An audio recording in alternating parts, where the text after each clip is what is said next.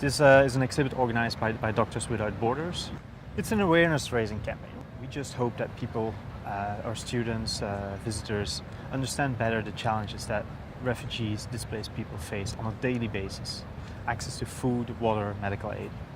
It's an eye-opener for most people. Let's face it, refugee camps, you can see it on television every now and then, but it's a fairly abstract concept for most of the visitors. And going through a tour that takes 45, 60 minutes, firsthand from our aid workers, it makes it a very, very special experience. And so all our aid workers are people who are in between field assignments and talking about their experiences working abroad. I'm a volunteer working for Doctors Without Borders since 2003, and I've worked in several refugee camps over the past years. Situations are very complex. The conflicts where we are working are very complex. I don't think anyone here pretend that we are trying to save the world.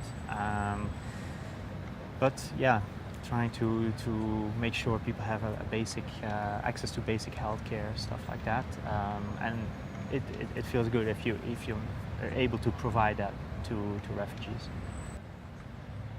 This exhibit has traveled in the US, in Australia, and there's a twin exhibit traveling in Europe as well. I worked in the Central African Republic, and back in 2008 with refugees coming in from Congo, fleeing the LRA, a Ugandese rebel group that was in that area. And I was talking with this lady who had just arrived in this refugee camp, what had happened to her, and she told me that basically she heard gunfire in the village. She grabbed her kids, some pots and pans, and followed her neighbor into the forest. It took her 10 days to arrive in the refugee camp. And there she was. She had her kids, a pot and a pan. She had made herself a little hut with leaves and local materials. And that was that.